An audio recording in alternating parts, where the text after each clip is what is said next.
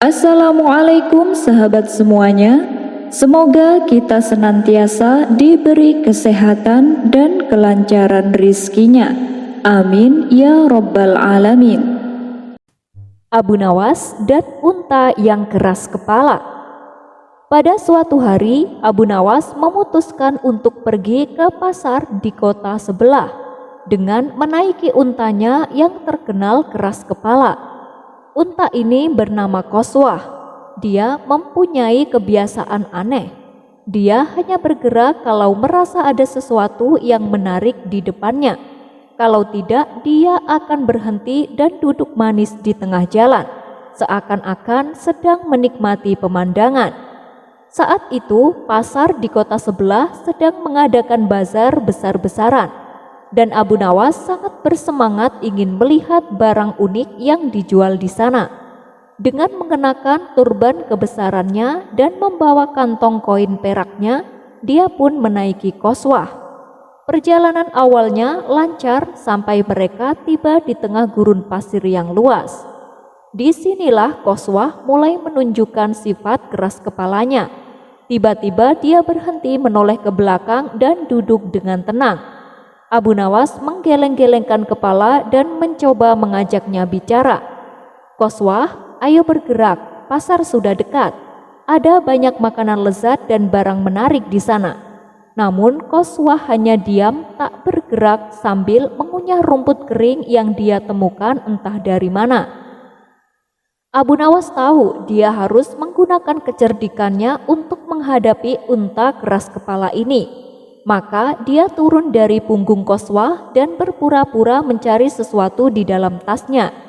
Dengan suara tegas Abu Nawas berkata, "Oh sayang sekali, sepertinya aku lupa membawa cemilan favoritmu. Kacang gurih dari pasar, padahal aku akan memberimu banyak sekali setelah kita sampai di sana." Qaswah menoleh, telinganya bergerak-gerak seolah memahami apa yang dikatakan oleh Abu Nawas. Melihat ini, Abu Nawas mendapatkan sebuah ide yang cemerlang. Dia mengambil segenggam pasir dari tanah lalu menyembunyikannya di kain turban miliknya dan berpura-pura mengunyahnya dengan nikmat. Lezat sekali. Wah, sayang sekali kau tidak bisa mencicipinya. Kacang gurih ini benar-benar luar biasa, katanya sambil mengunyah pasir. Mata Qaswah berbinar-binar, dia mulai bangkit berdiri menatap Abu Nawas dengan penuh harap. Tapi Abu Nawas tidak mau memberikannya dengan mudah. Dia terus mengunyah lalu pura-pura mengusap perutnya dengan puas. "Ah, kau mau juga ya? Tapi aku akan memberikannya hanya kalau kau mau berjalan ke pasar dulu. Kalau tidak, ya terpaksa aku habiskan sendiri." Mendengar itu, Qaswah langsung berdiri tegap dan melangkah maju dengan penuh semangat. Abu Nawas pun naik ke punggungnya sambil tersenyum lebar. Sepanjang perjalanan, dia terus berpura-pura mengunyah kacang gurih dari turbannya. Dan Qaswah pun berjalan lebih cepat dari biasanya. Sesampainya di pasar, Abu Nawas pun langsung turun dan mengeluarkan kacang sungguhan dari tasnya. "Qaswah, kau memang unta yang pintar. Ini hadiah untukmu." Qaswah dengan senang hati memakan kacang-kacang itu. Sementara orang-orang di pasar yang melihat kejadian ini tertawa terbahak-bahak.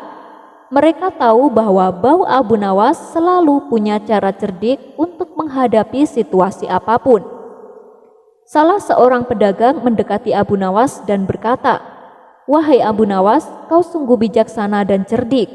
Bagaimana kau bisa mengatasi unta sekeras kepala itu?" Abu Nawas tersenyum dan menjawab, "Terkadang untuk mengalahkan sifat keras kepala, kita harus lebih keras kepala lagi. Tetapi ingat, harus menggunakan kecerdasan, bukan kekerasan." Pedagang itu tertawa dan memberikan Abu Nawas segelas kopi. "Kau memang bijak, Abu Nawas. Semoga kau selalu diberi kecerdasan yang luar biasa." Abu Nawas lalu tersenyum sambil minum kopi dan menikmati kacang bersama Qaswah yang kini terlihat puas dan tenang. Suasana pasar hari itu menjadi lebih hidup berkat kehadiran mereka. Dan kabar tentang kecerdikan Abu Nawas tersebar ke seluruh penjuru kota membuat semua orang tertawa dan belajar dari kebijaksanaannya. Abu Nawas bertetangga dengan setan. Diceritakan di sebelah rumah Abu Nawas ada sebuah keluarga yang kaya raya.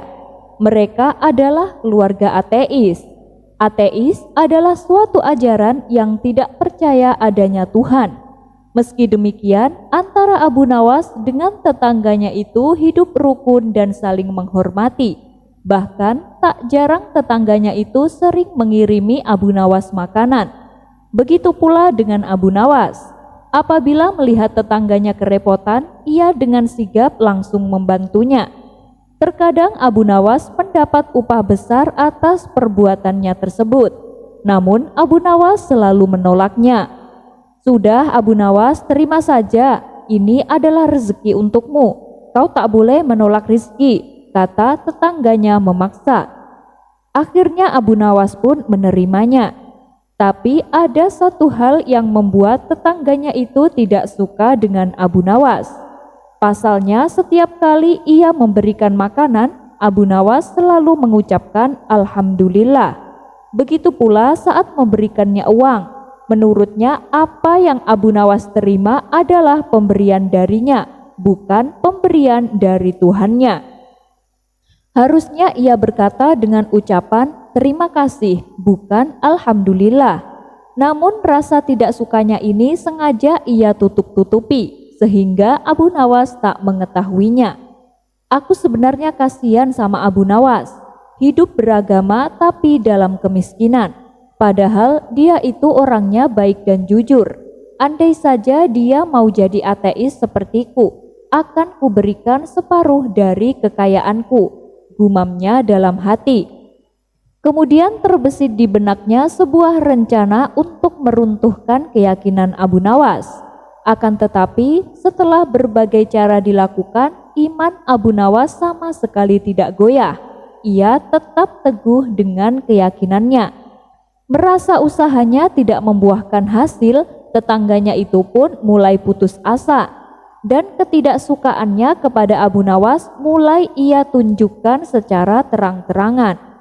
Kejadian itu berawal ketika tetangganya yang ateis mendatangi rumah Abu Nawas dan memberinya makanan.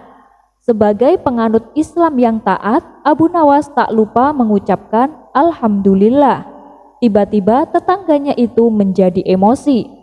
"Aku tidak suka dengan perkataanmu," kata tetangganya kesal. "Kenapa kawan?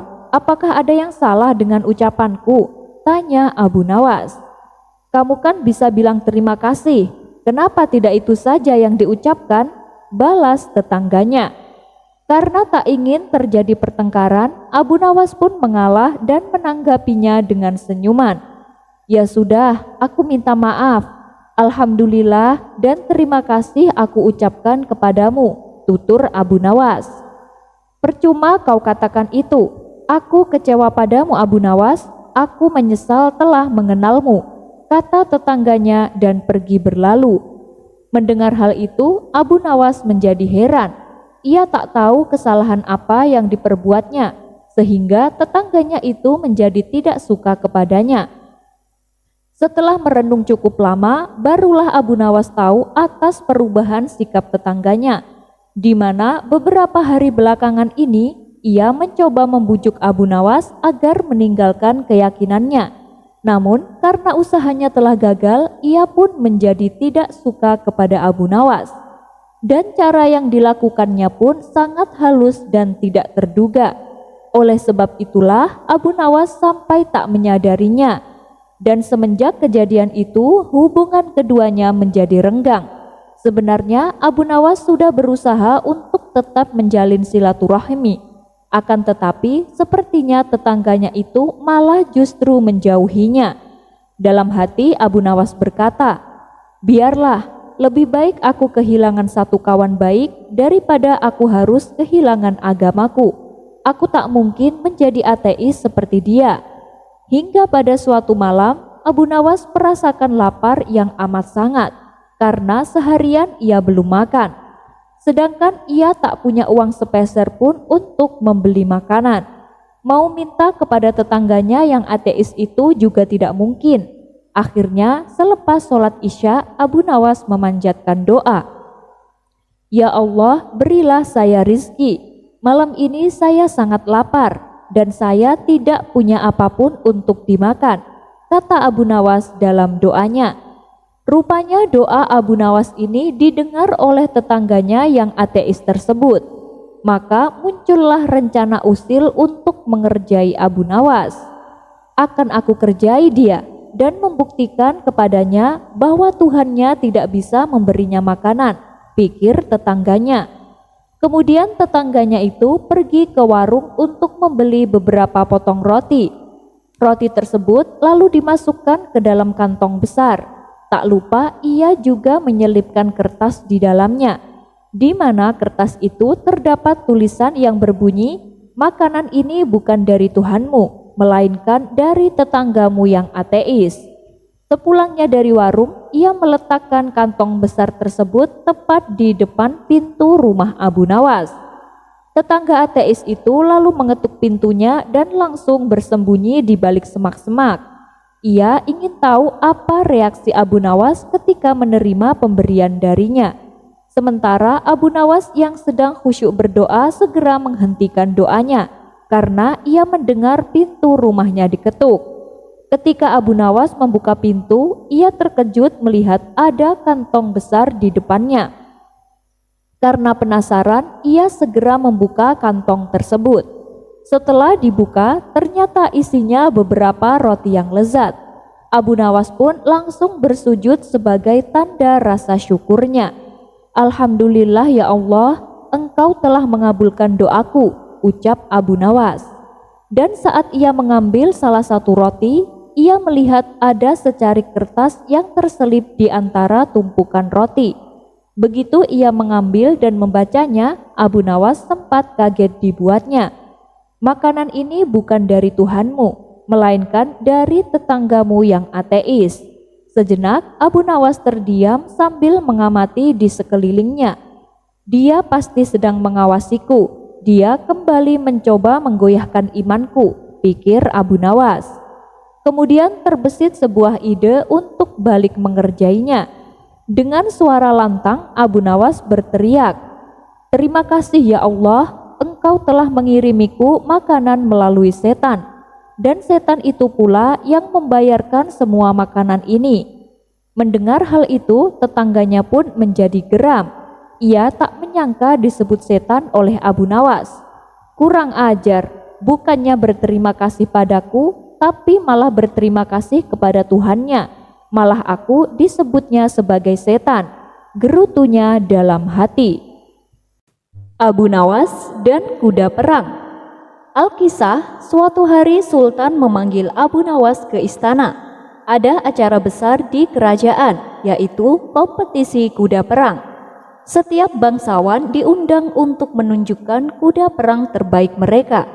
Baginda Raja berniat untuk menguji Abu Nawas, jadi ia berkata, "Abu Nawas, kau terkenal akan kepintaranmu, jadi aku ingin kau ikut serta dalam kompetisi kuda perang. Namun ada satu syarat." Abu Nawas mengangguk penuh perhatian. "Apa syaratnya Baginda?" Baginda Raja tersenyum licik. "Kau harus menggunakan kuda tua yang ada di kandang belakang istana. Kudanya sudah tua, kurus, dan nyaris tidak bisa berjalan." Abu Nawas tersentak kaget. Ia tahu Baginda Raja ingin menjebaknya. Semua bangsawan lain mempunyai kuda yang kuat, besar, dan gagah. Tapi ia diberi hadiah yang sudah tua, lemah, dan hampir tidak bisa berdiri. Meski begitu, Abu Nawas tidak menunjukkan kecemasan sedikit pun. Ia tersenyum dan berkata, "Baiklah Baginda, saya terima tantangan ini." Pada hari perlombaan, para bangsawan datang dengan kuda-kuda perang terbaik mereka. Kuda-kuda besar dengan pelana yang dihiasi emas dan perak serta prajurit gagah di atasnya. Ketika giliran Abu Nawas tiba, semua orang tertawa terbahak-bahak. Kuda Abu Nawas sudah sangat tua, jalannya lambat dan terhuyung-huyung. Banyak yang berpikir Abu Nawas akan menyerah. Tapi dengan wajah tenang, Abu Nawas mendekati Baginda Raja dan berkata, "Baginda, karena kuda saya sudah sangat tua, bisakah saya mengajukan satu permintaan sebelum balapan dimulai?" Baginda Raja yang merasa bahwa kemenangan di pihaknya menjawab, "Apapun itu, Abu Nawas, katakan saja." "Permintaan saya sederhana, Baginda. Sebelum balapan dimulai, saya ingin semua kuda berada di dalam kandang selama 3 hari tanpa diberi makan." Baginda Raja terkejut, tapi karena ia yakin para kuda bangsawan bisa bertahan, ia pun menjadi setuju. "Baiklah, permintaanmu dikabulkan. Selama 3 hari semua kuda dimasukkan ke dalam kandang tanpa diberi makan. Pada hari balapan, ketika pintu kandang dibuka, semua kuda yang kuat dan besar langsung berlari keluar dengan kecepatan tinggi, tetapi bukan untuk memenangkan lomba. Mereka semua berlari menuju padang rumput mencari rumput karena kelaparan. Sementara itu, kuda tua Abu Nawas yang sudah terbiasa lapar berjalan dengan tenang di jalur balapan tanpa tergesa-gesa. Kuda itu melewati jalur balapan, sementara kuda-kuda yang lain sibuk makan rumput di pinggir lapangan. Semua orang terperangah melihat Abu Nawas perlahan tapi pasti mendekati garis finish. Baginda Raja hanya bisa tertawa terbahak-bahak.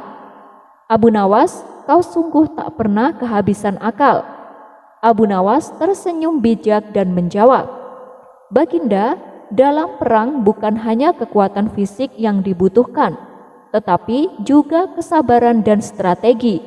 Kuda yang besar dan kuat bisa kalah oleh kuda tua jika taktiknya tepat." Setelah itu, Baginda Raja memberi hadiah kepada Abu Nawas karena kebijaksanaannya. Dan hari itu para bangsawan belajar bahwa kecerdikan bisa mengalahkan kekuatan, dan Abu Nawas seperti biasa menjadi pahlawan yang mengajarkan pelajaran berharga dengan cara yang lucu dan dramatis. Tawa dan hikmah memenuhi istana, sementara kuda-kuda yang kelaparan terus mengunyah rumput dengan puas. Kisah selanjutnya. Di zaman Waliullah Hasan al-Basri, ada kisah menarik tentang seorang pemuda yang bermata hijau.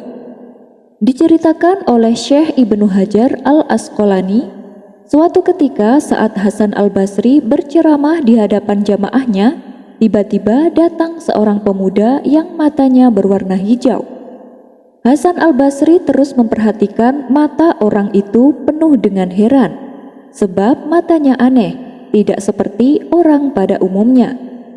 Karena penasaran, Hasan al-Basri bertanya kepada si pemuda, "Apakah Anda terlahir dengan keadaan seperti ini atau karena mengalami suatu peristiwa?"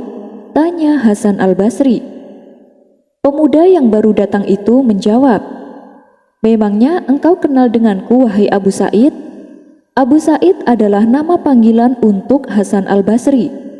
Hasan al-Basri menjawab, "Tidak, aku tidak tahu siapa engkau sebenarnya."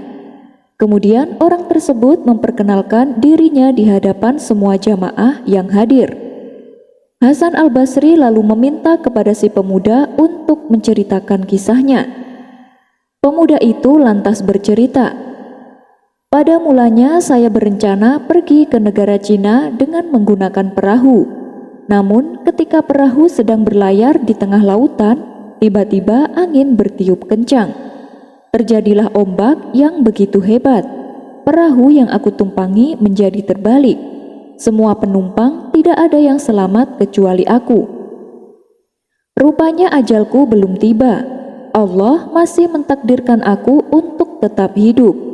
Aku dibawa oleh ombak sampai ke tepian pantai. Aku terdampar di suatu pulau yang tidak didiami oleh manusia. 4 bulan lamanya aku seorang diri di pulau itu. Makanan tidak ada kecuali daun-daunan dan batang kayu yang lapuk. Bahkan air minum pun tidak ada. Tak berdaya menahan kehidupan yang seperti itu, aku pun bermaksud meninggalkan pulau tersebut dengan berenang menyeberangi lautan yang luas. Meskipun aku harus mati tenggelam, paling tidak aku mati tidak dengan keadaan tersiksa. Namun ketika saya mulai berenang menuju tengah lautan, tiba-tiba di hadapanku ada sebuah istana yang besar. Pintunya megah terbuat dari perak. Saya pun memasuki istana tersebut. Ternyata di dalamnya terdapat kamar-kamar megah dan ruang tamu yang lengkap dengan perhiasan. Di dalam istana itu juga ada beberapa buah peti yang dihiasi dengan permata. Karena penasaran, aku pun mendekatinya. Peti tersebut baunya sangat harum. Perlahan-lahan aku buka petinya. Rupanya di peti itu ada jenazah yang masih segar seperti orang tidur. Karena takut, aku pun segera menutup peti tersebut. Aku pun berniat segera pergi meninggalkan istana itu. Namun ketika hendak berjalan keluar, tiba-tiba aku dihadapkan pada dua pemuda tampan yang sangat ramah. Mereka bertanya kepadaku, "Siapa kamu dan dari mana asalmu?" Setelah aku menjawab pertanyaannya, sepertinya mereka berdua mengetahui kegelisahanku. Mereka pun kembali berkata kepadaku, "Pergilah ke pohon itu, di bawah pohon itu ada tanaman yang indah. Nanti engkau akan jumpai orang tua yang sedang mengerjakan sholat. Dia itu baik, orangnya ceritakan saja dirimu dan keadaanmu kepadanya. Nanti dia pasti akan menolongmu." Aku pun pergi menuju pohon yang mereka tunjukkan. Saat sampai di tempat tersebut, aku melihat ada orang tua yang sedang duduk berzikir di bawah pohon. Aku ucapkan salam kepadanya. Dia pun membalas salamku. Orang tua itu lalu menanyakan jati diriku dan kenapa bisa sampai di tempat ini. Aku ceritakan semuanya kepadanya, termasuk kejadian aneh yang aku alami. Orang tua itu terdiam sejenak merenungkan kisah perjalananku. Ia lantas kembali bertanya kepadaku tentang siapa aku dan dari mana asalku. Setelah aku menjawabnya, orang tua itu berkata, "Kalau begitu duduklah dulu." Aku pun menuruti perintahnya. Aku duduk sambil memperhatikan orang tua itu. Tidak lama kemudian datanglah sekumpulan awan mendekati orang tua itu. Anehnya, awan itu bisa berbicara seperti manusia. Sekumpulan awan tersebut mengucapkan salam kepada orang tua itu. "Assalamualaikum ya waliullah." Ia menjawab salam awan itu.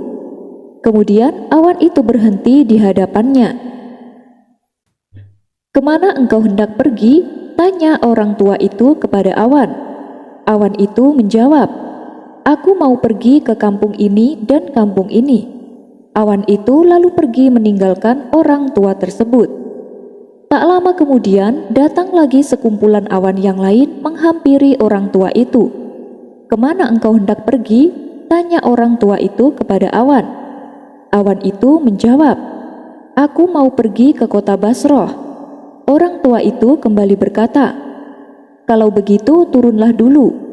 Awan itu turun lalu berhenti di hadapannya. Orang tua itu meminta kepada awan untuk mengantarkanku sampai ke depan rumahnya dengan selamat. Nampaknya awan itu sudah siap untuk membawaku. Namun sebelum berangkat, aku sempat bertanya kepada orang tua itu, "Demi Allah yang telah memuliakan engkau, tolong ceritakan kepadaku apa itu istana tadi dan beritahu aku siapa dua orang pemuda yang berada di istana dan siapa engkau sebenarnya." Orang tua itu menjawab, "Istana yang engkau lihat tadi adalah tempat para syuhada yang meninggal di laut. Orang-orang yang mati syahid di laut dibawa oleh para malaikat. Jenazah para syuhada itu dimasukkan ke dalam peti yang dihiasi dengan emas dan permata. Dan dua orang pemuda tampan yang engkau jumpai tadi, mereka adalah malaikat yang disuruh Allah untuk mengurus para syuhada pada waktu pagi dan petang. Sedangkan aku ini adalah Khidir. Aku dahulu memohon kepada Allah supaya berkumpul dengan umat nabimu, yaitu Nabi Muhammad SAW. Setelah dijelaskan semuanya, aku pun dibawa awan pergi meninggalkan istana dan orang tua tersebut. Sewaktu terbang bersama awan, aku terkejut karena melihat sesuatu yang luar biasa. Oleh sebab itulah mataku menjadi biru seperti ini. Setelah mendengar kisah pemuda itu, Hasan Al-Basri kembali berkata, "Sungguh mengagumkan pengalaman hidupmu, wahai anak muda. Demikianlah kisah pertemuan pemuda bermata hijau dengan Nabi Khidir." Kasus aneh yang menggelikan. Dikisahkan ada seorang lelaki yang ingin menyewa keledai milik Abu Jahil. Keledai tersebut akan digunakan sebagai kendaraan untuk perjalanannya menuju kota. Secara kebetulan Abu Jahil juga punya tujuan yang sama. "Baiklah kawan, aku sewakan satu keledai milikku dan aku akan menaiki keledaiku yang lain dan kita bisa pergi bersama-sama," kata Abu Jahil. "Berapa harga sewanya?" tanya si lelaki. "5 dinar, kurasa itu harga yang wajar," jawab Abu Jahil. Si lelaki pun setuju dan langsung membayarnya. Maka berangkatlah keduanya menuju kota. Di tengah perjalanan, lelaki tersebut mengajak Abu Jahil untuk beristirahat sebentar. Karena saat itu terik sinar matahari sangat panas, si lelaki duduk di bawah naungan keledai yang disewanya. Melihat hal itu, timbul sifat serakah pada diri Abu Jahil. Ia pun lalu memberitahu kepada si lelaki bahwa bayangan keledai yang menaunginya belum termasuk dalam sewa, dan si lelaki harus membayar biaya tambahan untuk itu. Tentu saja si lelaki tidak terima dan tak mau membayarnya.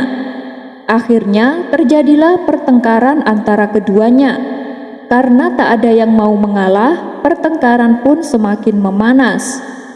"Begini saja, kita selesaikan masalah ini di pengadilan," tantang Abu Jahil. "Baik, aku tidak takut," balas si lelaki. Singkat cerita, sampailah keduanya di ruang pengadilan. Di hadapan Tuan Hakim, Abu Jahil berkata, "Yang mulia, ketika orang ini menyewa keledai saya, dia hanya menyewa tubuhnya, bukan bayangannya. Jika dia ingin menggunakan bayangan itu, dia harus membayar biaya tambahan. Tapi dia malah menolaknya." Mendengar aduan Abu Jahil, Tuan Hakim agak terkejut dan heran. Sebab ini adalah perkara aneh yang belum pernah ia dengar. Tapi sebagai hakim yang bijak, ia tetap meladeninya dengan adil. "Benar begitu?" tanya Tuan Hakim kepada si lelaki. "Benar yang mulia, saya memang menyewa keledainya, tapi bayangan yang saya gunakan kan juga berasal dari keledai tersebut. Lalu kenapa saya harus disuruh membayar?" ujar si lelaki. Abu Jahil menyahut, "Karena yang aku sewakan hanya keledainya, bukan beserta bayangannya. Jadi harus ada biaya tambahan." Pertengkaran pun kembali terjadi, dan kali ini lebih hebat dari sebelumnya. Sementara Tuan Hakim yang tak mau ambil pusing segera memanggil Abu Nawas untuk menyelesaikan masalah ini. Ketika Abu Nawas sudah datang, ia lalu diberitahu Tuan Hakim pokok permasalahan yang sedang diributkan. Kemudian Abu Nawas berkata kepada keduanya, "Aku akan memberikan keputusan yang adil dengan masalah yang menimpa kalian. Wahai Abu Jahil, gugatanmu untuk meminta biaya tambahan itu sudah benar, karena orang ini hanya menyewa keledaimu bukan beserta bayangannya. Sekarang beritahu aku berapa biaya tambahan yang kau inginkan?" tanya Abu Nawas.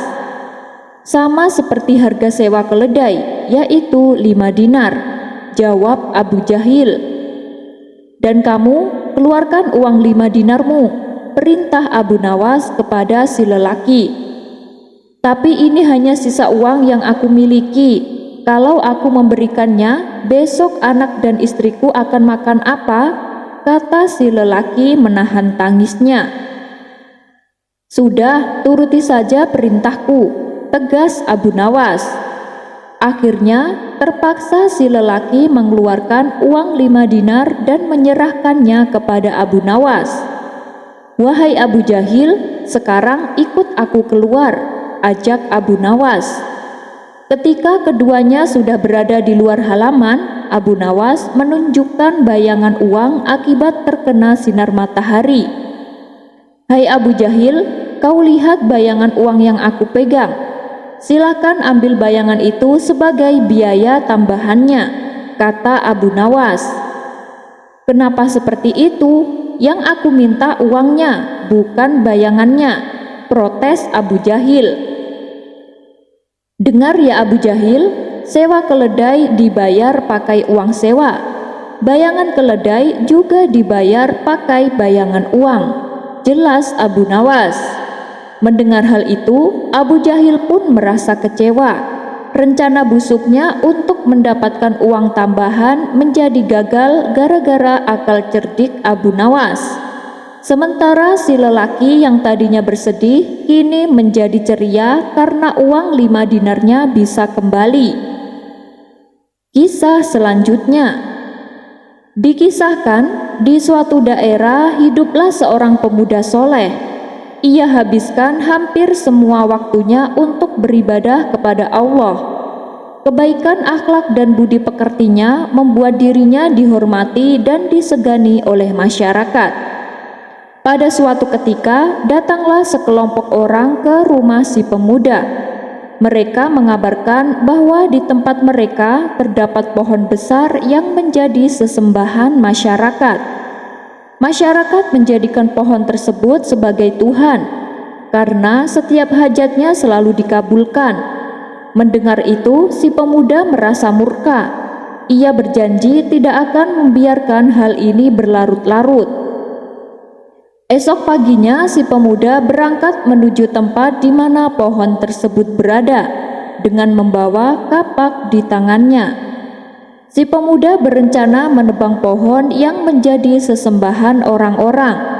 Namun, rencana si pemuda tak dibiarkan begitu saja oleh iblis penunggu pohon. Saat si pemuda hampir sampai di tempat tujuan, iblis langsung mencegatnya. Kala itu, iblis menampakkan dirinya sebagai kakek tua. "Hai pemuda, hendak kemana kamu?" tanya sang iblis. "Aku akan menebang pohon yang jadi sesembahan masyarakat," jawab si pemuda. "Untuk apa kau lakukan itu? Bukankah pohon tersebut tidak merugikanmu, tidak pula mengganggu ibadahmu?" kata sang iblis berkilah. "Pohon itu telah membuat orang-orang menyekutukan Allah, dan aku tidak akan membiarkan itu terjadi," balas si pemuda. "Apa kepentinganmu dengan pohon itu? Kau rela meluangkan waktu ibadahmu hanya untuk menebang pohon tersebut. Daripada mengurusi pohon yang tidak ada manfaatnya bagimu, lebih baik kamu sibukkan waktumu untuk beribadah kepada Allah," timpal sang iblis. "Menebang pohon juga sebagian dari ibadahku, supaya manusia tidak tersesat oleh kesyirikan," jawab si pemuda. "Kalau kamu masih bersikeras untuk menebangnya, berarti kamu harus bertarung denganku," ancam sang iblis. Si pemuda tidak gentar sama sekali dengan ancaman iblis tersebut. Maka terjadilah pertarungan antara iblis dan si pemuda. Tak perlu waktu lama, si iblis berhasil dikalahkan. Dengan hebatnya, si pemuda membanting iblis dan menduduki dadanya. Hal ini membuat iblis kewalahan dan tak berdaya. "Saya minta ampun, lepaskanlah aku," pinta sang iblis. Si pemuda lalu berdiri dan melepaskannya. "Hai anak muda, sesungguhnya Allah tidak mewajibkanmu menebang pohon tersebut. Kamu juga tidak menanggung dosa atas orang-orang yang menyembah pohon itu. Lalu untuk apa kau lakukan itu? Bukankah Allah punya para nabi dan rasul yang diutus di permukaan bumi ini? Seandainya Allah menghendaki, niscaya Allah akan mengutus salah satu nabinya dan memerintahkan untuk menebangnya. Tutur sang iblis coba merayu. Apapun perkataanmu, aku akan tetap menebangnya, balas si pemuda dengan tegas. Jengkel dengan jawaban si pemuda, iblis pun kembali menyerangnya. Pertarungan antara keduanya kembali terjadi, dan lagi-lagi iblis harus menanggung kekalahan. Tubuhnya dibanting ke tanah dan dadanya diduduki oleh si pemuda. Untuk kedua kalinya, iblis berteriak minta ampun. Maafkan aku berjanji tidak akan menyerangmu lagi. Aku punya penawaran yang mungkin bermanfaat bagimu, ucap sang iblis. Apa itu? Tanya si pemuda. Lepaskan aku dulu, supaya aku bisa mengatakannya, pinta sang iblis. Si pemuda lalu berdiri dan melepaskannya. Aku tahu kamu adalah orang miskin. Kamu sering dikasih makanan oleh kawan-kawanmu. Bukankah kamu ingin membalas perbuatan baik mereka seperti membantu tetangga-tetanggamu dan tidak lagi membutuhkan orang lain?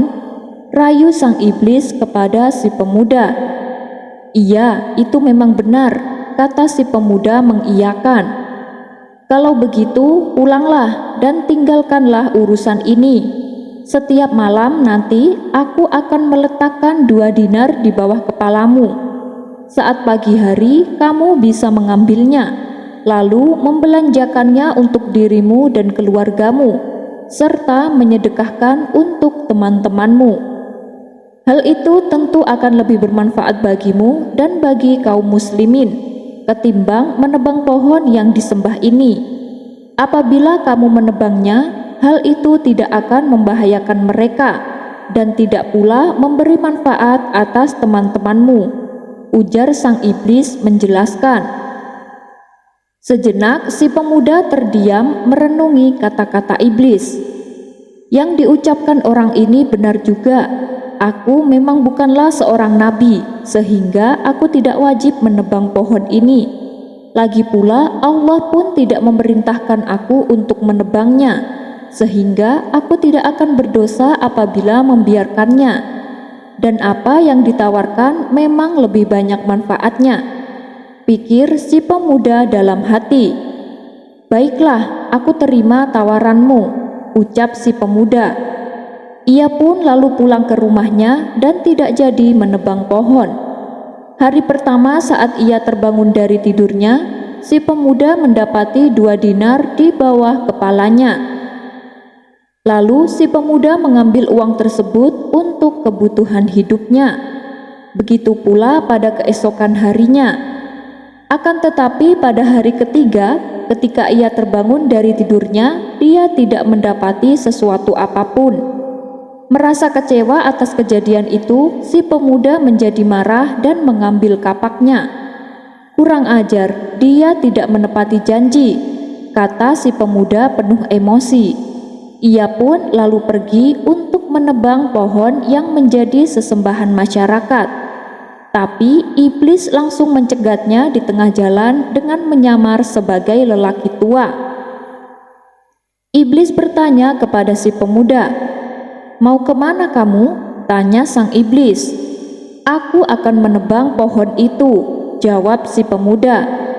"Sesungguhnya kamu tidak akan mampu melakukannya. Coba saja kalau kau berani," tantang iblis kepada si pemuda. Mendengar jawaban iblis, si pemuda bertambah emosi. Ia pun menyerang iblis menggunakan kapak di tangannya. Tapi kali ini dengan mudah iblis mengalahkannya. Dalam sekejap, si pemuda dibanting ke tanah dan didudukinya dada si pemuda. "Urungkanlah niatmu untuk menebang pohon. Apabila tidak mau, aku akan membunuhmu," ancam sang iblis. Si pemuda hanya pasrah dan tak berdaya. "Wahai orang tua, kamu sekarang telah mengalahkanku. Lepaskanlah aku dan beritahu aku, mengapa dulu aku bisa mengalahkanmu, tapi sekarang kamu yang mengalahkanku?" tanya si pemuda. "Karena saat pertama kali kamu marah, kamu melakukan itu karena Allah semata dan niatmu adalah akhirat, sehingga Allah menundukkanku untukmu. Tetapi kali ini kamu marah demi dirimu sendiri dan demi dinar-dinar yang aku hentikan untukmu." Mendengar penjelasan sang iblis, si pemuda pun akhirnya menyadari kesalahannya. Itulah kisah pertarungan antara iblis dan pemuda ahli ibadah. Dari kisah tersebut, kita bisa mengambil pelajaran bahwa bila kita melakukan suatu perbuatan karena Allah, maka Allah pasti akan memberi kekuatan kepada kita. Misalnya, ketika kita akan menghadapi permasalahan hidup, apapun itu masalahnya, dan kita menghadapinya karena Allah, Allah pasti akan memberikan kekuatan kepada kita tanpa kita sadari. Kisah ini terdapat dalam kitab Ihya Ulumuddin karya ulama besar yang bernama Imam Al-Ghazali. Wallahu a'lam bishawab. Kisah selanjutnya, ketika Khalifah Harun ar-Rasyid sedang dalam suatu perjalanan haji, ia berhenti beberapa hari di kota Kufah. Dan pada saat keberangkatannya dari kota Kufah, banyak orang berkumpul di pinggir kota untuk melihat iring-iringan Khalifah naik haji. Di antara mereka tampak Bahlul duduk di atas gundukan tanah yang juga menyaksikan rombongan kerajaan, di mana di tempat itu anak-anak sedang menggoda Bahlul, mengejek dan melempar batu ke arahnya. Ketika Khalifah lewat di hadapannya, anak-anak tersebut berlarian. Akan tetapi Bahlul malah lantang memanggil-manggil Amirul Mukminin. "Hai Amirul Mukminin, hai Amirul Mukminin," teriak Bahlul. Mendengar seruan itu, Khalifah menaikkan tirai hewan kendaraannya, lalu melihat keluar dan berkata, "Labbaik wahai Bahlul, apa yang kau inginkan?" tanya sang Khalifah. "Wahai Amirul Mukminin, ada seseorang yang menceritakan kepadaku dari Qudomah radhiyallahu anhu bahwa ia melihat Rasulullah pergi berhaji di Mina, mengendarai seekor unta dengan pelana sederhana di atas punggungnya, tanpa menghalau orang-orang atau menyingkirkannya di tepi jalan, dan tanpa berkata, 'Awas menepilah, Rasulullah akan lewat.'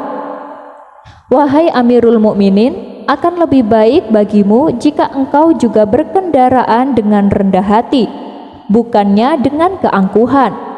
Mendengar perkataan tersebut, Raja Harun ar-Rasyid menangis sambil berkata, "Nasihatilah aku lebih banyak wahai Bahlul, semoga Allah memberkahimu." Kemudian Bahlul membaca sebuah syair, "Benar, engkau adalah seorang raja penguasa dunia. Semua orang tunduk dan patuh kepadamu. Sebagaimana esok engkau akan dibaringkan di kubur sebagai rumahmu, dan dari segala arah orang-orang akan melempar debu ke tubuhmu, menutupimu." Mendengar syair yang menyayat hati, Khalifah pun menangis sejadi-jadinya. "Wahai Bahlul, teruslah nasihati aku," kata Khalifah sesenggukan.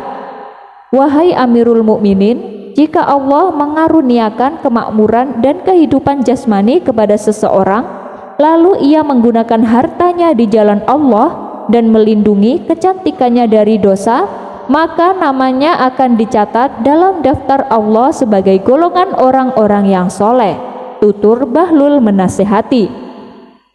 "Wahai Bahlul, engkau telah menasihatiku dengan baik. Engkau patut mendapatkan hadiah," balas Khalifah. "Kembalikanlah hadiah itu kepada mereka yang telah membayar pajak kepadamu. Aku tidak menginginkan hadiah apapun darimu," tukas Bahlul menolak. Kemudian Khalifah Harun ar-Rasyid berkata, "Seandainya ia berhutang kepada orang lain, maka ia ingin membayarnya melalui Bahlul. Tapi seorang raja tak mungkin punya hutang kepada orang lain, apalagi Khalifah Harun ar-Rasyid adalah raja yang kaya raya." Ucapannya tersebut hanyalah siasat untuk memberikan uang kepada Bahlul, dan Bahlul tahu betul maksud daripada sang Khalifah. "Wahai Amirul Mukminin, bayarlah terlebih dahulu apa yang menjadi kewajibanmu kepada masyarakat, kemudian baru dipikirkan untuk orang lain," tutur Bahlul. Kalau demikian, dapatkah aku menetapkan tunjangan untukmu untuk memenuhi segala kebutuhanmu? Tanya sang khalifah. Memangnya aku kurang apa sehingga engkau akan memenuhi kebutuhanku? Kita berdua adalah hamba Allah.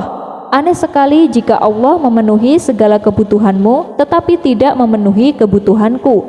Jawab Bahlul menolaknya. Kemudian Khalifah Harun ar-Rasyid melepas semua atribut kerajaan beserta fasilitasnya. Ia melanjutkan perjalanan dengan menaiki kuda seperti halnya rakyat biasa. Setelah menempuh perjalanan lumayan jauh, di sebuah daerah Khalifah kembali berjumpa dengan seseorang yang dianggap gila. Dia adalah Sa'adun. Begitu rombongan Khalifah lewat di hadapannya, Sa'adun mendendangkan sebuah syair. Walaupun engkau sebagai raja penguasa dunia, engkau tidak akan dapat lari dari kematian untuk para musuhmu. Walaupun hari ini wajahmu tersenyum, besok engkau pasti akan bersedih. Mendengar syair tersebut, hati Khalifah seketika terguncang.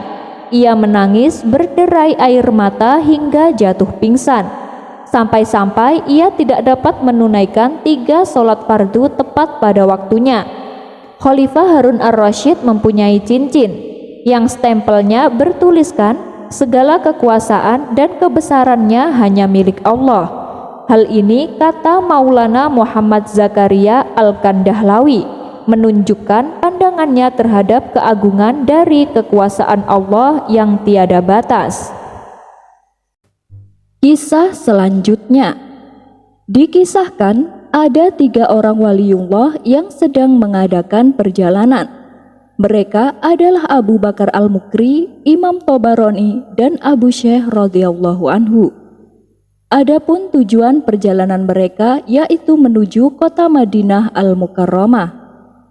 Karena jaraknya lumayan jauh membuat mereka kelelahan dan keletihan. Apalagi bekal makanan yang dibawa telah habis di tengah perjalanan. Mereka pun lalu berpuasa tanpa sahur dan berbuka. Singkat cerita, tibalah mereka di kota tujuan, yaitu Madinah Al-Mukarramah, tempat makam Nabi Muhammad SAW. Kala itu mereka belum berbuka, sehingga rasa lapar dan dahaga semakin membuat mereka tersiksa.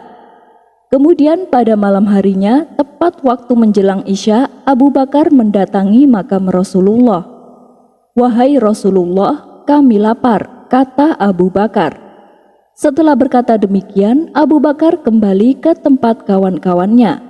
Lalu Imam Tabarani berkata kepada Abu Bakar, "Duduklah sampai makanan datang kepada kita, atau kita akan mati kelaparan." Sementara Abu Bakar dan Abu Syekh berdiri sambil mondar-mandir, adapun Imam Tabarani tempat duduk memikirkan sesuatu. Tiba-tiba rumah yang mereka huni pintunya diketuk oleh seseorang. Ketika pintu dibuka, ternyata seorang Alawi bersama 2 budaknya membawa banyak makanan. Para waliullah ini pun merasa heran dan bercampur bahagia. Bagaimana mungkin ada orang lain yang mengetahui bahwa mereka tengah kelaparan? Kemudian orang Alawi tersebut berkata, "Engkau telah mengadukan kepada Rasulullah. Aku telah bermimpi berjumpa dengan beliau. Rasulullah menyuruhku untuk memberikan makanan kepada kalian." Peristiwa semacam ini juga pernah dialami oleh seorang waliullah yang bernama Ibnu Jala. Diceritakan ia mendatangi kota Madinah dengan kondisi kelaparan. Maka ia pun mendekat ke makam Rasulullah dan berkata, "Wahai Rasulullah, saya adalah tamu engkau." Dia mengatakan hal itu dengan harapan bahwa seorang tamu pasti akan dimuliakan. Di antaranya adalah memberinya hidangan. Tak lama setelah itu, rasa kantuk pun mulai menghinggap, yang pada akhirnya ia pun tertidur di samping makam Rasulullah. Di dalam tidurnya ini ia bermimpi didatangi Rasulullah. Ia melihat Rasulullah menghampiri dan memberinya sepotong roti. Ia pun segera memakan separuhnya. Di saat ia terbangun, sisa roti yang tinggal separuh masih berada di genggaman tangannya. Demikianlah kisah keajaiban antara waliullah dan Nabi Muhammad SAW. Wallahu a'lam bishawab. Kisah selanjutnya, dikisahkan ada seorang lelaki yang mendatangi Rasulullah dengan menangis terisak-isak. Lelaki itu mengatakan bahwa dirinya telah memeluk Islam, akan tetapi ia masih terbayang-bayang akan dosa masa lalunya ketika masih kafir. Saat Rasulullah menanyakan apa dosanya, lelaki itu pun memberitahu bahwa dulu semasa ia kafir, ia pernah membuang anak perempuannya yang mati di sebuah lembah. Mendengar itu, Rasulullah pun merasa iba. Kemudian beliau meminta kepada lelaki tersebut untuk menunjukkan di mana lembah itu berada. Maka keduanya pun pergi menuju ke sana. Setibanya di lembah itu, Rasulullah berteriak kecil memanggil mayat anak perempuan tersebut. "Wahai fulanah, jawablah dengan izin Allah." Tiba-tiba ia keluar seraya berkata, "Iya, aku datang wahai Rasulullah," jawab mayat anak perempuan itu. "Wahai fulanah, kedua orang tuamu telah masuk Islam. Jika kau mau, aku akan mengembalikanmu kepada mereka," kata Rasulullah. Namun ia menjawab, "Wahai Rasulullah, aku sudah tidak membutuhkan mereka. Bersama Allah lebih baik bagiku daripada bersama mereka."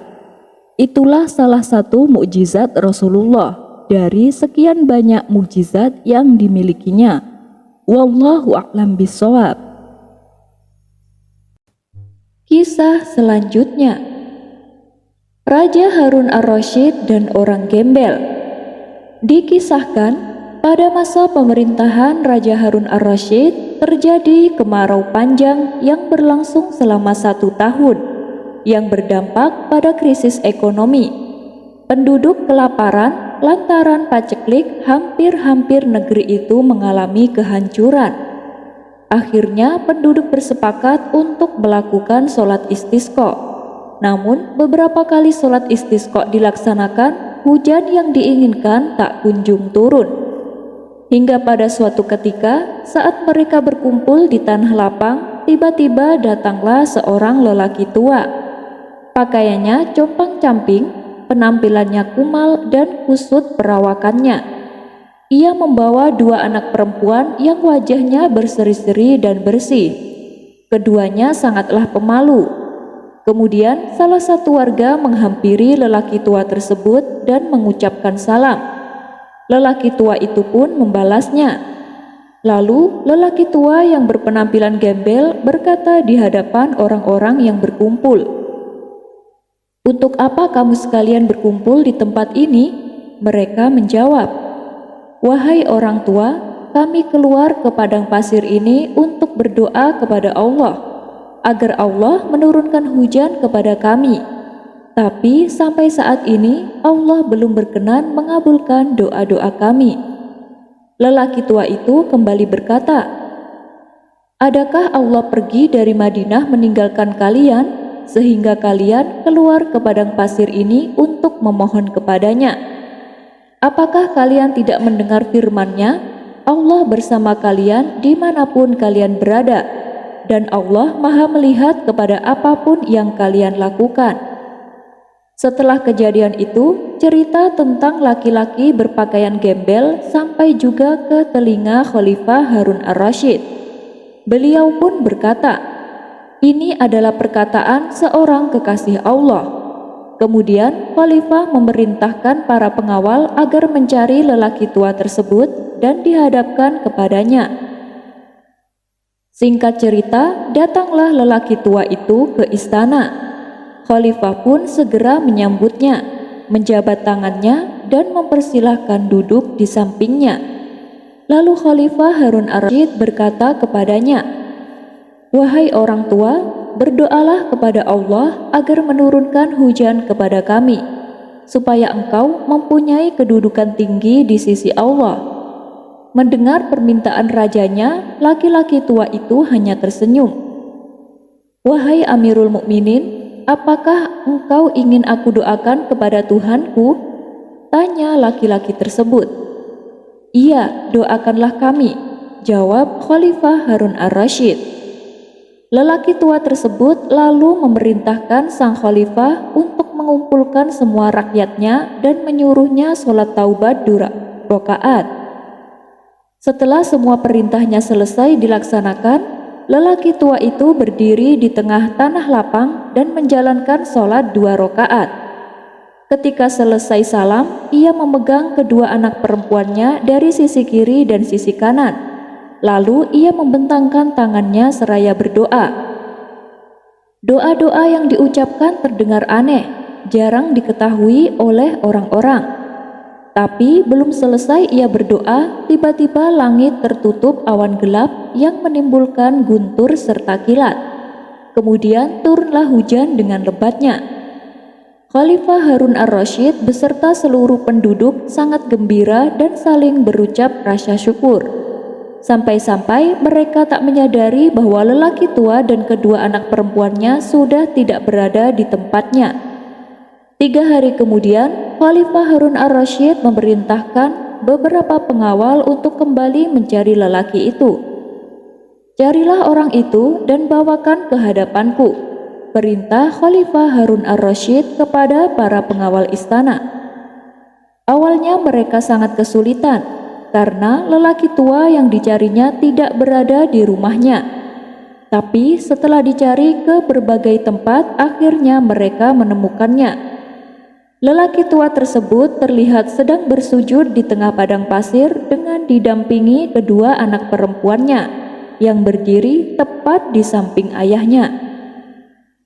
Para pengawal istana ini pun menunggu lelaki tua itu selesai dalam sujudnya.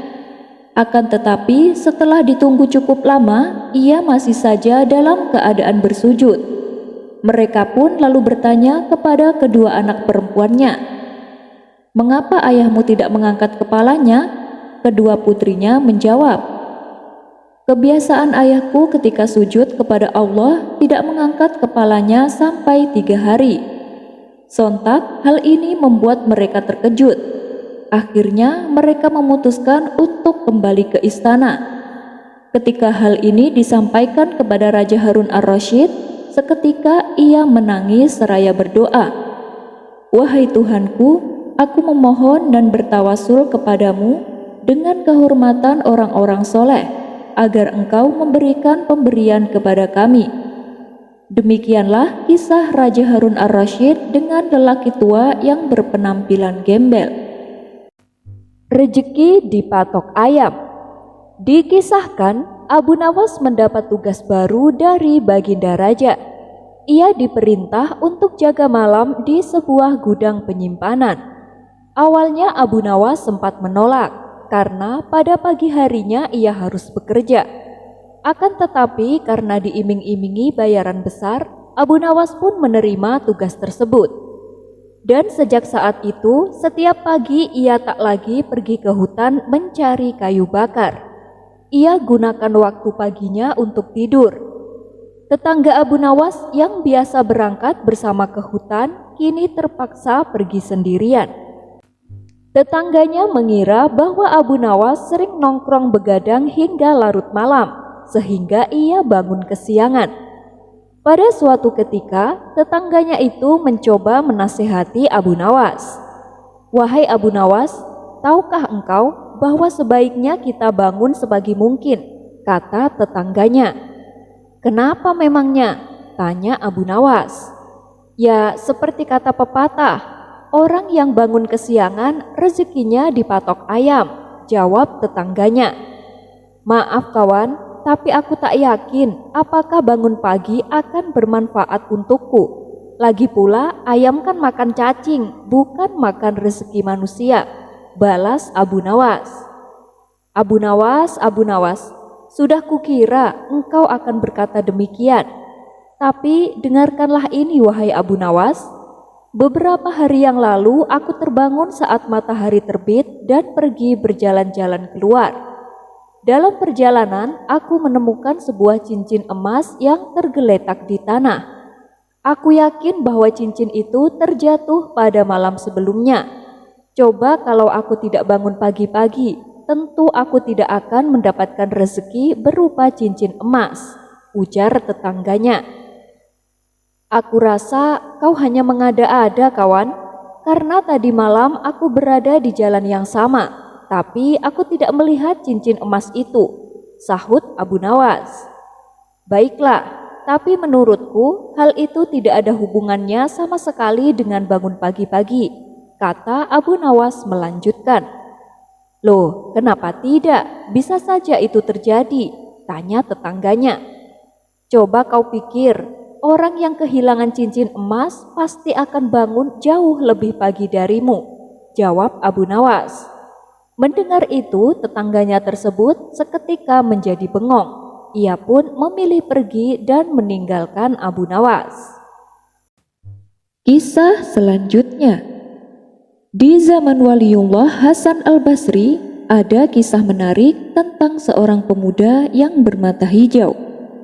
Diceritakan oleh Syekh Ibnu Hajar al-Asqalani, suatu ketika saat Hasan al-Basri berceramah di hadapan jamaahnya, tiba-tiba datang seorang pemuda yang matanya berwarna hijau. Hasan al-Basri terus memperhatikan mata orang itu penuh dengan heran, sebab matanya aneh, tidak seperti orang pada umumnya. Karena penasaran, Hasan al-Basri bertanya kepada si pemuda, "Apakah Anda terlahir dengan keadaan seperti ini atau karena mengalami suatu peristiwa?" tanya Hasan al-Basri.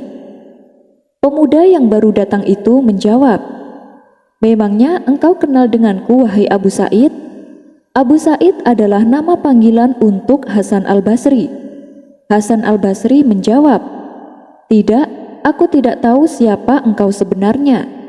Kemudian orang tersebut memperkenalkan dirinya di hadapan semua jamaah yang hadir. Hasan al-Basri lalu meminta kepada si pemuda untuk menceritakan kisahnya. Pemuda itu lantas bercerita, "Pada mulanya saya berencana pergi ke negara Cina dengan menggunakan perahu. Namun ketika perahu sedang berlayar di tengah lautan, tiba-tiba angin bertiup kencang. Terjadilah ombak yang begitu hebat. Perahu yang aku tumpangi menjadi terbalik. Semua penumpang tidak ada yang selamat kecuali aku. Rupanya ajalku belum tiba. Allah masih mentakdirkan aku untuk tetap hidup. Aku dibawa oleh ombak sampai ke tepian pantai. Aku terdampar di suatu pulau yang tidak didiami oleh manusia. 4 bulan lamanya aku seorang diri di pulau itu. Makanan tidak ada kecuali daun-daunan dan batang kayu yang lapuk. Bahkan air minum pun tidak ada. Tak berdaya menahan kehidupan yang seperti itu, aku pun bermaksud meninggalkan pulau tersebut dengan berenang menyeberangi lautan yang luas. Meskipun aku harus mati tenggelam, paling tidak aku mati tidak dengan keadaan tersiksa. Namun ketika saya mulai berenang menuju tengah lautan, tiba-tiba di hadapanku ada sebuah istana yang besar. Pintunya megah terbuat dari perak. Saya pun memasuki istana tersebut. Ternyata di dalamnya terdapat kamar-kamar megah dan ruang tamu yang lengkap dengan perhiasan. Di dalam istana itu juga ada beberapa buah peti yang dihiasi dengan permata. Karena penasaran, aku pun mendekatinya. Peti tersebut baunya sangat harum. Perlahan-lahan aku buka petinya. Rupanya di peti itu ada jenazah yang masih segar seperti orang tidur. Karena takut, aku pun segera menutup peti tersebut. Aku pun berniat segera pergi meninggalkan istana itu. Namun ketika hendak berjalan keluar, tiba-tiba aku dihadapkan pada 2 pemuda tampan yang sangat ramah. Mereka bertanya kepadaku, "Siapa kamu dan dari mana asalmu?" Setelah aku menjawab pertanyaannya, sepertinya mereka berdua mengetahui kegelisahanku. Mereka pun kembali berkata kepadaku, "Pergilah ke pohon itu, di bawah pohon itu ada tanaman yang indah. Nanti engkau akan jumpai orang tua yang sedang mengerjakan sholat. Dia itu baik. Orangnya, ceritakan saja dirimu dan keadaanmu kepadanya. Nanti dia pasti akan menolongmu." Aku pun pergi menuju pohon yang mereka tunjukkan.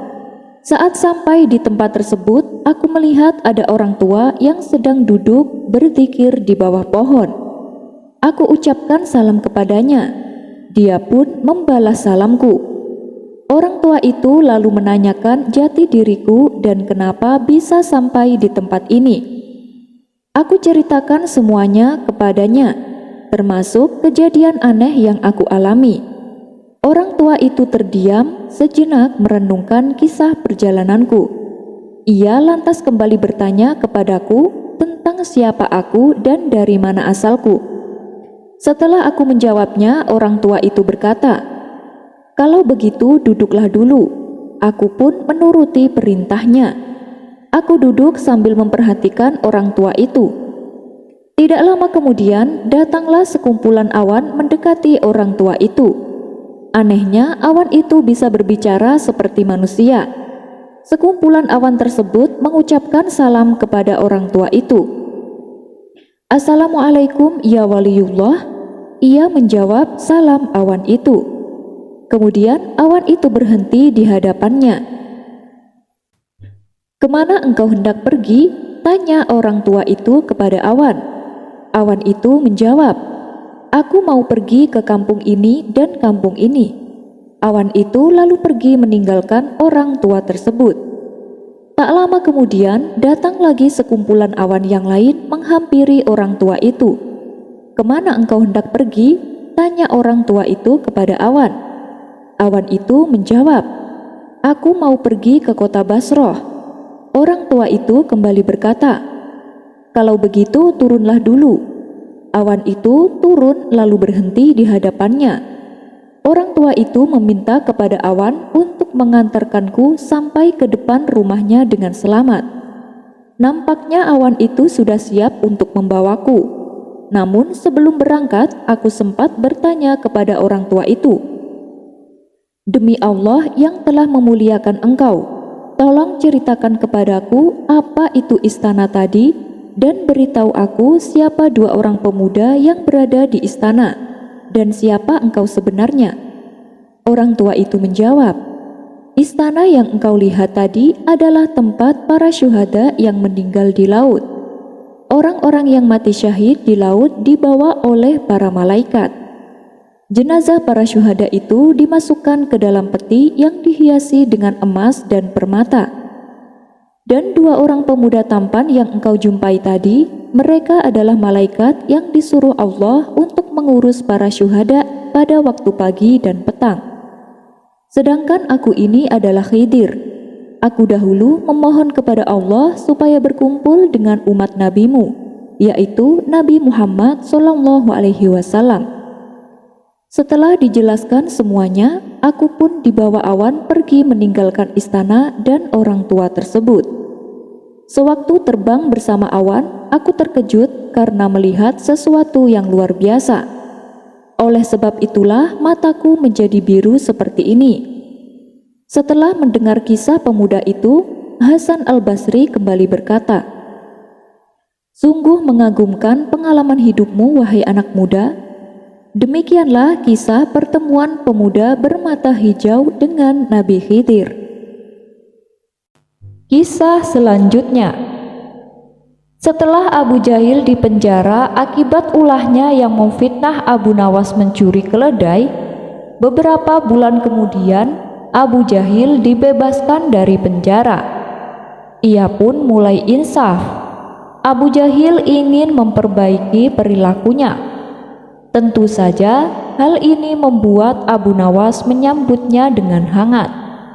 Ia sama sekali tak menaruh dendam kepada Abu Jahil. Bahkan Abu Nawas sendiri mengajak warganya supaya tidak mengucilkan Abu Jahil. Suatu ketika, saat Abu Jahil sedang sampai di rumahnya, ia didatangi oleh Abu Nawas. "Wahai Abu Nawas, apa kabarnya?" tanya Abu Jahil penuh ceria. "Alhamdulillah, saya sehat-sehat saja. Aku ada perlu sama kamu. Maukah kau membantuku?" tanya Abu Nawas. "Oh, silakan. Katakan saja Abu Nawas, kata Abu Jahil. Saya ingin mengajakmu keluar sebentar. Itu pun kalau kamu mau, ajak Abu Nawas. Memangnya mau pergi kemana Abu Nawas? Tanya Abu Jahil penasaran. Nanti kamu juga tahu sendiri, balas Abu Nawas. Baiklah, saya ganti baju dulu Abu Nawas, ujar Abu Jahil. Kemudian mereka berdua pergi menyusuri kota Baghdad, hingga sampailah mereka di toko perhiasan. Seperti ini tuan, teriak Abu Nawas kepada yang punya toko. Oh baiklah, jawab si pemilik toko perhiasan tersebut. Melihat hal itu, Abu Jahil sempat berpikir, apakah Abu Nawas akan membelikanku perhiasan? Sungguh mulia hati Abu Nawas. Setelah sekian lama aku berbuat jahat kepadanya, justru ia membalasnya dengan kebaikan, kata Abu Jahil dalam hati. Kemudian Abu Nawas kembali mengantarkan Abu Jahil ke rumahnya. Di sepanjang perjalanan, Abu Jahil tersenyum bangga kepada Abu Nawas. Tidak kusangka Abu Nawas begitu baik kepadaku, pikir Abu Jahil kagum. Sesampainya di rumah Abu Jahil, Abu Nawas pun langsung pamit pulang. Wahai Abu Jahil, aku mau pulang dulu ya. Maaf kalau tadi merepotkan, kata Abu Nawas. Iya, silakan Abu Nawas. Tidak kok, sama sekali tidak merepotkanku, balas Abu Jahil sambil tersenyum. Tidak berapa lama setelah kepergian Abu Nawas, Abu Jahil masih penasaran. Sebenarnya apa sih hadiah yang akan diberikan oleh Abu Nawas? Antara rasa bahagia dan heran membuat Abu Jahil semakin dibuatnya penasaran. Lebih baik aku pergi ke toko perhiasan tadi untuk menanyakannya. Aku penasaran hadiah apa yang akan Abu Nawas berikan. Kemudian Abu Jahil pergi ke toko perhiasan yang tadi ia datangi bersama Abu Nawas. Setibanya di toko perhiasan tersebut, Abu Jahil langsung bertanya kepada si pemilik toko. Tuan, tadi waktu Abu Nawas kesini, dia pesan barang apa? Tanya Abu Jahil. Oh, dia pesan batu cincin, jawab si pemilik toko perhiasan. Pesan batu cincin, jadi dia akan membuatkanku cincin perhiasan, ucap Abu Jahil penuh gembira. Bukan seperti itu. Sebelumnya Abu Nawas datang kemari dengan membawa batu cincin. Lalu dia minta batunya digambar siluman. Tentu saja aku tidak bisa, karena aku tidak pernah melihat siluman. Kemudian Abu Nawas datang lagi dengan mengajakmu kemari. Lalu dia teriak kepadaku, seperti ini tuan, kamu kan dengar sendiri, kata si pemilik toko perhiasan. Mendengar penjelasan tersebut, wajah Abu Jahil tiba-tiba langsung merah padam. Kurang ajar Abu Nawas, dia telah mengerjai aku. Abu Nawas dan Dajjal. Suatu hari, Abu Nawas pergi ke kota Basrah. Karena ia tak punya kenalan di tempat itu, maka ia menyewa sebuah penginapan untuk beberapa hari. Ternyata penginapan yang ia tempati kondisinya sudah sangat tua dan rusak. Abu Nawas kemudian menemui pemilik penginapan tersebut. Tuan, penginapan yang Tuan sewakan kepadaku sangat berbahaya. Langit-langit dan temboknya sering berdenyit, meskipun hanya terkena hembusan angin kecil, kata Abu Nawas. Tenang Tuan, tidak ada yang perlu dikhawatirkan, karena penginapanku ini menyesuaikan usia bumi, balas si pemilik. Maksud Tuan bagaimana? Tanya Abu Nawas tidak mengerti. Jadi begini Tuan, usia bumi yang kita tinggali ini kan sudah tua dan sangat rapuh. Tapi meski demikian, bumi ini masih terlihat kokoh dan kuat. Tak akan hancur sampai menunggu datangnya hari kiamat, ujar si pemilik beralasan. Ya, kalau Tuan menyamakan usia bumi ini dengan penginapan Tuan, saya khawatir Dajjal tidak akan jadi datang, karena keburu kiamat duluan, timbal Abu Nawas. Abu Nawas pun pergi berlalu dan mencari penginapan yang lebih layak. Cerita berikutnya dikisahkan ada sahabat Abu Nawas yang hidup dalam kemiskinan. Sehari kadang makan, sehari kadang puasa. Itu karena di rumahnya tidak ada persiapan makanan. Meskipun demikian, ia tak mengharap belas kasihan orang lain. Ia tak ingin orang lain tahu tentang keadaannya. Suatu hari ia merasakan lapar, tapi di rumah tidak ada makanan sama sekali. Untunglah masih ada sepotong roti dan keju. Ia pun langsung memakannya.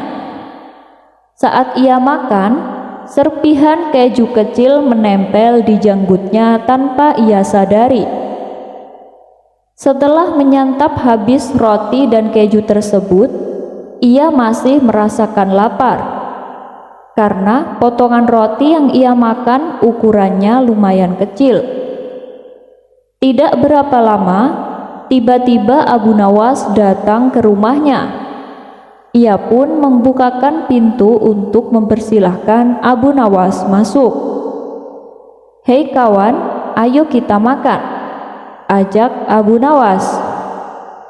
"Terima kasih Abu Nawas.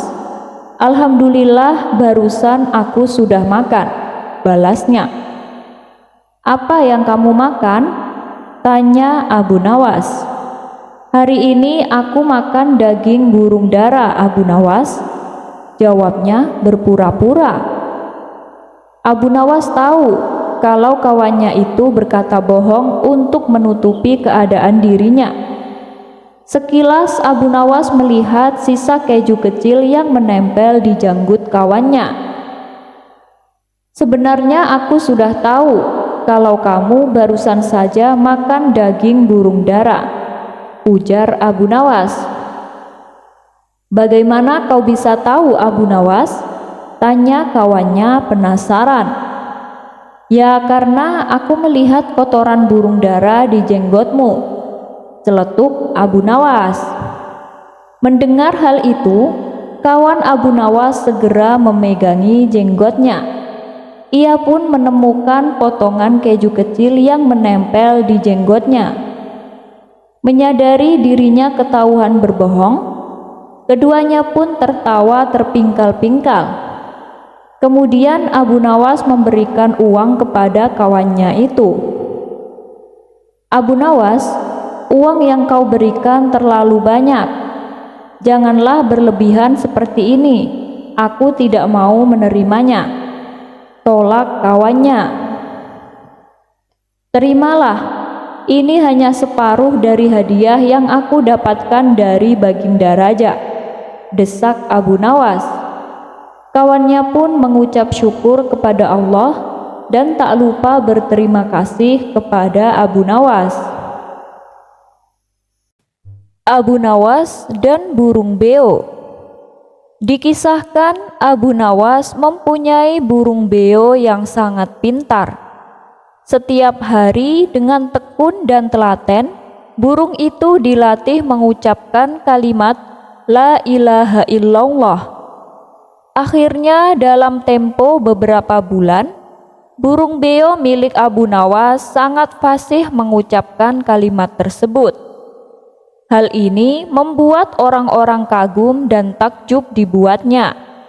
Bahkan sampai ada saudagar kaya yang berminat membelinya dengan harga tinggi.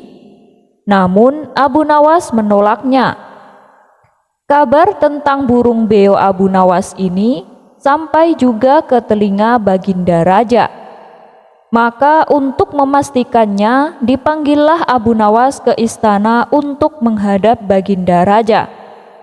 "Saya dengar katanya kamu punya burung pintar, Abu Nawas?" tanya Baginda Raja. "Benar Yang Mulia," jawab Abu Nawas. "Memangnya apa kehebatan burungmu sampai-sampai menjadi buah bibir di seluruh negeri?" tanya Baginda Raja. "Karena burung saya pandai mengucapkan kalimat tauhid, layaknya manusia, wahai Paduka," jawab Abu Nawas. "Luar biasa sekali.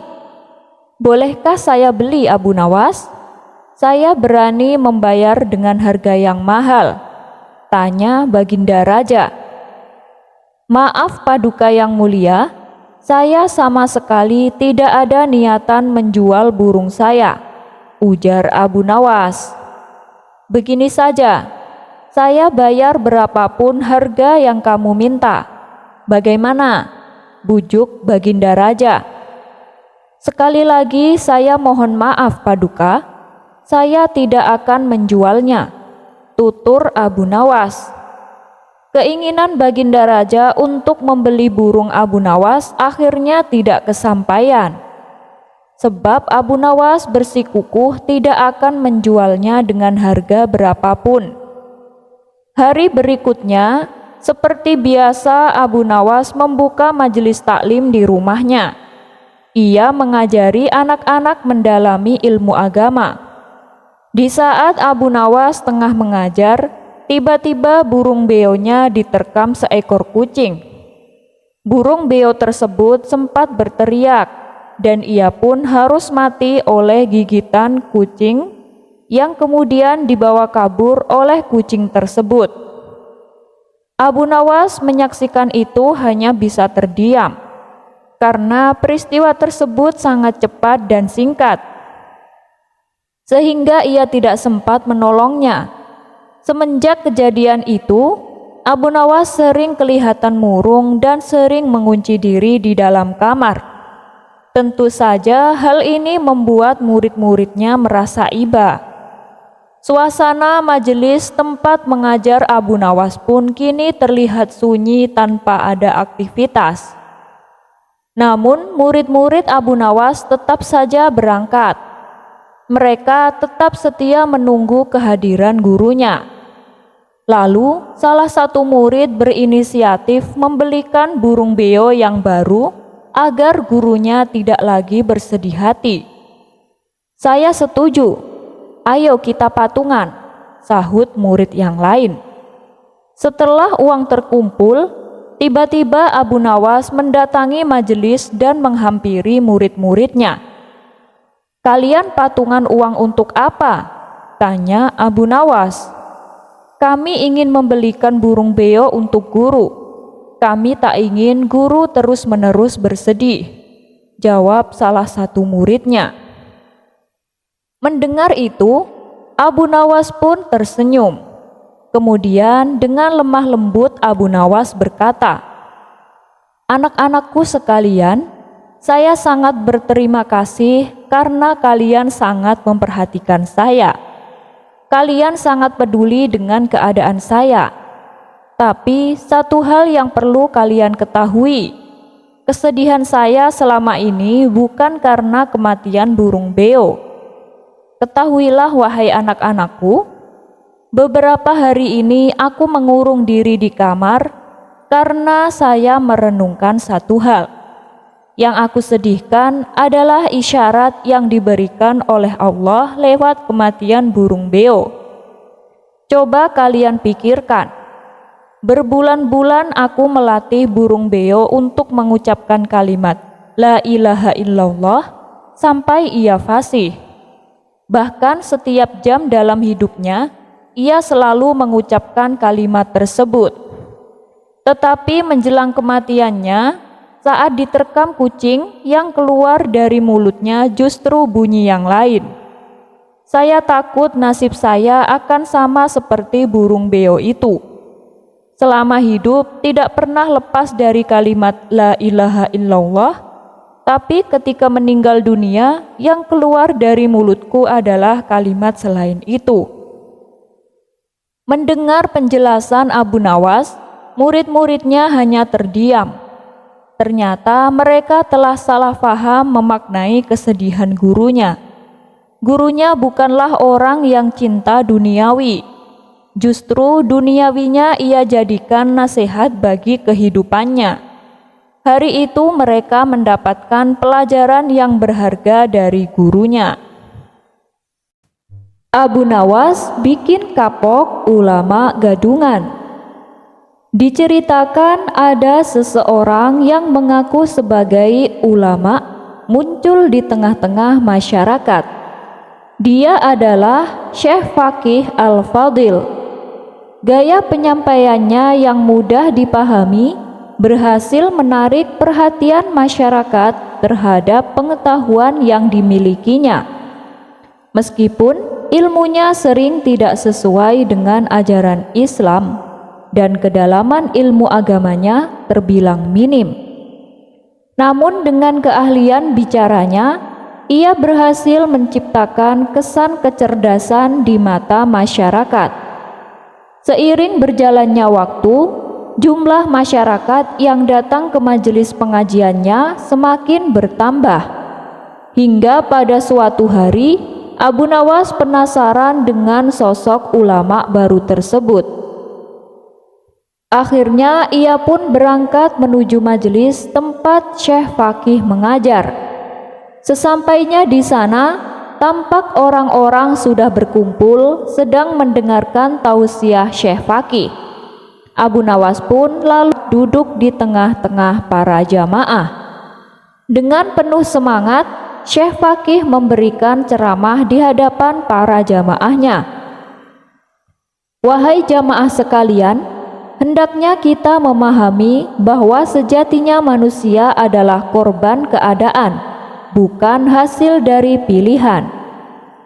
Iblis yang konon terbuat dari api seharusnya tidak merasakan kesakitan saat dibakar di neraka, mengingat keduanya berasal dari elemen yang sama. Terkait dengan surga dan neraka, saya berpendapat bahwa keduanya mungkin tidak nyata, karena tak terlihat dan tak terasa," ujar Syekh Faqih dalam orasinya. Mendengar hal itu membuat Abu Nawas terperanjat, tak kuasa menahan emosi. Abu Nawas segera bangkit dan melemparkan batu bata tepat mengenai kepalanya. Akibatnya, Syekh Faqih merasa kesakitan dan kepalanya menjadi lebam dan memar.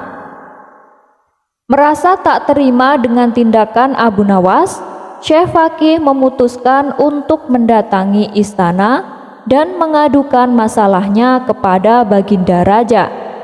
Ia meminta agar Abu Nawas dijatuhi hukuman yang berat.